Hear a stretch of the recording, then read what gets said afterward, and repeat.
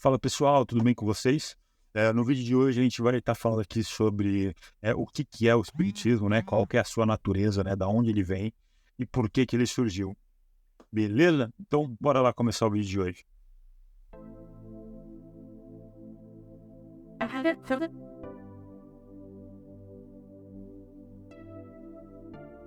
Todas as ciências, né, que faz a gente entender os mistérios da natureza é de certa forma uma revelação para a humanidade, né? Como a astronomia, né, que revelou o mundo das estrelas, né, e dos planetas, a geologia que mostra para a gente a formação da Terra, a química que revela para a gente as leis da interação de diferentes substâncias, né?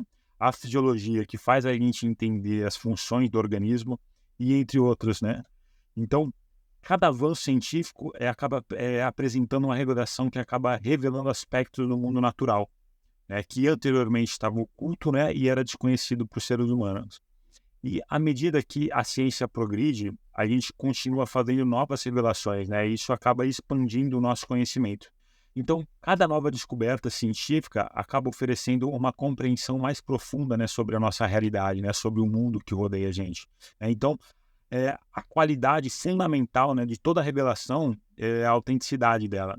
E quando algo é revelado, é porque ele está sendo compartilhado uma verdade. E o indivíduo excepcional que é dotado de genialidade, ele acaba compartilhando, né, o conhecimento que ele foi adquirido por ele mesmo, né, através dos seus estudos, das suas pesquisas. E ele acaba se tornando pioneiro daquela revelação, né, que com o tempo vai se tornando amplamente conhecida. E esses gênios, né, são homens como a gente, só que com um espírito mais evoluído, né, mais amadurecido, que vem com essa missão. E quando eles encarnam, eles acabam trazendo o que eles sabem para fazer a humanidade progredir.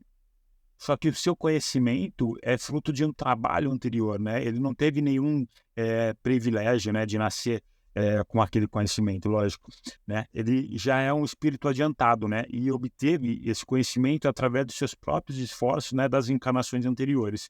Então, todo ser humano, ele progride por si mesmo. Só que essa progressão é muito insignificante quando a gente acaba fazendo ela sozinho, né? Por isso que em tempos acabam nascendo esses gênios, né, na Terra, e com o auxílio desses seres mais adiantados, aí a gente acaba acelerando a nossa evolução, né, dando um impulso e tirando a gente muitas vezes da inércia. Em toda a época da humanidade foram surgindo esses seres para ir acelerando o nosso progresso. E o Espiritismo foi uma mais dessas grandes revelações, né? Apesar do contato com os espíritos ter sempre existido na nossa história, né? Mas com o Espiritismo, como Kardec divulgou, fez a gente conhecer o mundo invisível, né? As leis que regem esses mundos, né? Fez a gente conhecer a natureza, né? E os estados dos seres que habitam esses mundos, né? E também o destino do homem, né? Depois da morte do corpo físico. E a gente pode considerar que a divulgação espírita ela tem duplo caráter, né? Uma divina e a outra científica. A gente pode considerar divina porque o seu surgimento foi providencial, né? Ele foi guiado por uma intenção superior. E esses ensinamentos que vieram, eles vieram de seres enviados por Deus, né? Vieram esclarecer aos homens sobre assunto que a gente desconhecia, né? Ou até mesmo ignorava, né? E que a gente não ia conseguir aprender sobre essas coisas sozinho. E a ciência, porque essa doutrina ela não foi imposta de maneira cega, né, às pessoas. As informações que os espíritos transmitem não foram aceitas como uma lei. Né, elas foram observadas, estudadas, interpretadas pelo homem e a gente acabou tirando a nossa própria conclusão disso. Então, a revelação espírita é divina porque provém da iniciativa dos espíritos que já estão na perfeição. Só que a compreensão e o desenvolvimento, eles eram alcançados através do trabalho e dedicação do homem. Então, o espiritismo utiliza o mesmo método, né, que a ciência, quando descobrem novos fatos, né, que ela não consegue explicar pelas leis, né, e pelas observações. Então, eles comprovam, analisam e remontam desde o efeito até a causa, né, chegando até a lei que rege e em seguida pode deduzir as consequências. Eu estava vendo um vídeo ontem sobre o do Sérgio Sacani falando sobre buraco negro.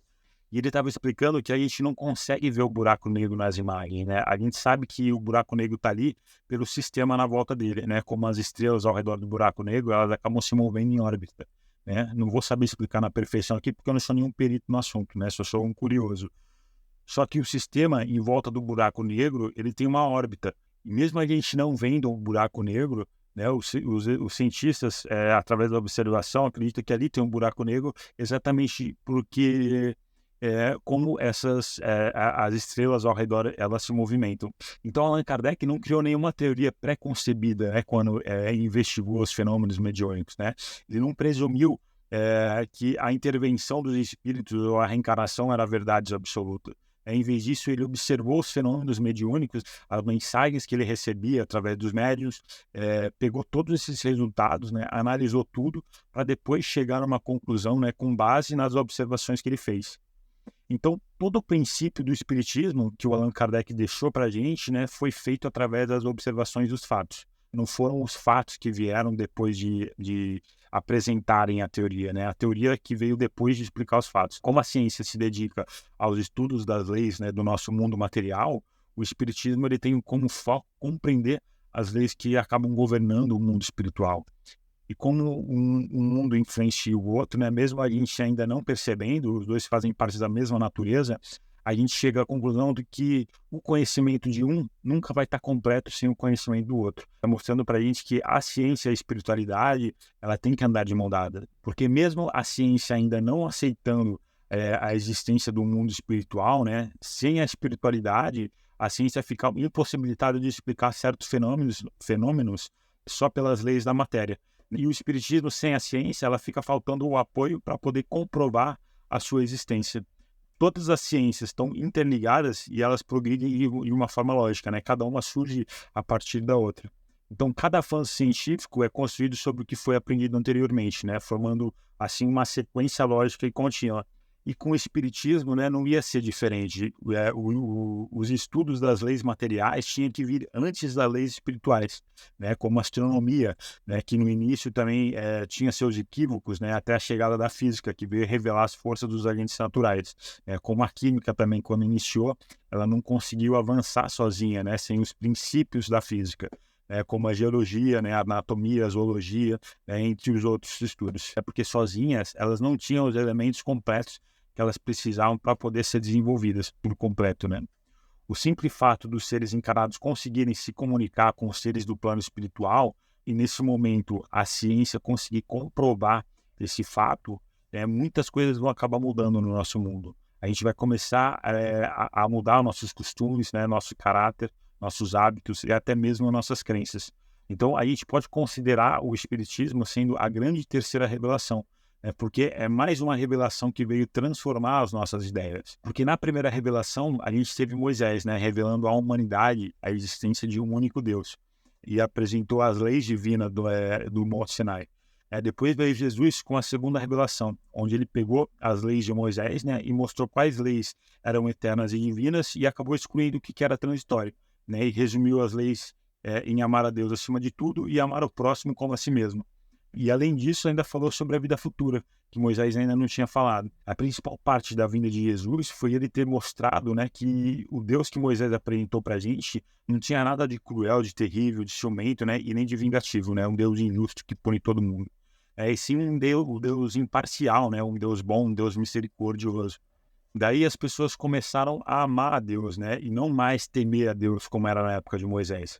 Só que de tudo que Jesus ele disse, ele sabia que muitas coisas que ele disse a gente não ia conseguir compreender, né? Por isso que ele falava em parábolas e falou que mais tarde ele enviaria o Consolador, né? O Espírito de verdade, que iria restabelecer e explicar todas as coisas para a gente. Só que a gente sabe que só se restabelece aquilo que foi desfeito. Então Jesus ele já sabia que o homem ia distorcer tudo aquilo que ele ensinou, né, através de parábolas, né, e por isso prometeu enviar o Consolador, né, para poder explicar toda a verdade para a gente. Então, o Espiritismo ele partiu das palavras de Jesus, né, como as palavras de Jesus também partiram das de Moisés.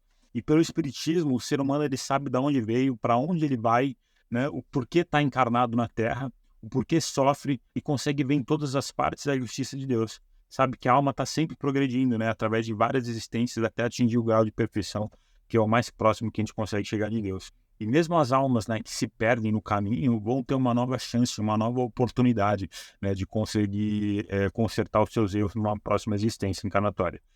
O princípio da reencarnação é uma das leis mais importantes já reveladas pelo Espiritismo, né, porque ele acaba demonstrando a necessidade do progresso. E só com essa lei a gente consegue explicar todas as irregularidades da vida humana, né? As diferenças sociais, as mortes prematuras, né? E acaba também oferecendo uma compreensão mais profunda sobre o propósito da vida. Uma reencarnação acaba os preconceitos, né? Já que a gente pode vir, né, em cada encarnação diferente, né? Com tons de pele diferentes, com poder financeiro diferente, né? A gente vem rico, a gente vem pobre, a gente vem como homem, a gente vem como mulher, a gente vem como o corpo que a gente precisa para poder passar pelas provas e expiações que a gente precisa passar, né? Para o nosso progresso, né? Para o nosso desenvolvimento como espírito. E toda vez que a gente reencarna, a gente traz com a gente todas as nossas imperfeições, né? Nossos defeitos, que a gente ainda não conseguiu corrigir em uma existência anterior. E em cada existência, a gente tem a oportunidade de se redimir pela reparação, né, e de progredir se livrando de algumas imperfeições, né, ou adquirindo até novos conhecimentos. E assim a gente vai reencarnando até ficar purificado, né, e não precisar mais reencarnar. Então, aquele que progrediu moralmente, quando reencarna, ele traz qualidades naturais. E o que progrediu intelectualmente, eles vão trazendo ideias inatas. E o espiritismo, ele está longe de estar indo contra o evangelho de Jesus, né? Como muitas pessoas pensam, né? Pelo contrário, ele só vem confirmar e explicar e desenvolver o que Jesus disse, né? E fez na sua passagem pela Terra. E ainda acaba dando mais credibilidade a Jesus, porque mostra que ele não foi só um Messias, né? Um filósofo. E a moral que o espiritismo ensina é a de Jesus, porque não existe uma outra melhor, né? Uma mais completa no mundo. Então, para concluir, o espiritismo não se faz um salvador, né? Pelo contrário, ele coloca a responsabilidade no nosso colo. Ele mostra que só existe um caminho para evoluir, né? E esse caminho só depende da gente, né? Não adianta a gente responsabilizar os outros, né? Para querer se desviar da culpa. A terceira lei de Newton explica isso para a gente, né? Através da lei da ação e reação, né? Que é um dos princípios fundamentais da física. Então, para toda ação, há uma reação de igual intensidade, né? Mas em direção oposta. Então, se a gente segurar um pêndulo, né, e empurrar para um lado, ele vai voltar para o lado oposto com a mesma intensidade, né? E o espiritismo, ele vem ensinar isso também, né? Que o bem ou o mal que a gente vai fazer para o outro, ele volta para a gente com a mesma intensidade. Então, só depende da gente, né, querer que a nossa vida ande para frente ou não. Né? O futuro de cada um de nós está nas nossas próprias mãos, né? Não é o espiritismo ou qualquer outra crença ou qualquer outro ser que vai livrar a gente do mal que a gente vai passar. Né? O espiritismo só mostra para a gente o caminho e as leis universais. Né? Vai da gente querer seguir esse caminho ou não. Beleza, pessoal? Então, hoje eu comecei aqui fazendo um resumo sobre o capítulo 1 do livro da Gênesis, né? do Allan Kardec. Né? E eu acredito que esse livro também é super interessante, né? Apesar de não ser muito comentado, assim, é o livro dos Espíritos ser o mais famoso, assim, do livro do Allan Kardec, né? Mas eu acho que cada livro dele tem um propósito diferente, né? E esse livro eu acho que ensina muito a gente a olhar, vamos enxergar o espiritismo também de uma forma mais científica, né? Não só de uma forma religiosa, né? Como é passado aí. Beleza, pessoal? Então, agradeço a todos que chegaram até no final do vídeo, né? E aguardo vocês, então, na semana que vem. Valeu, pessoal!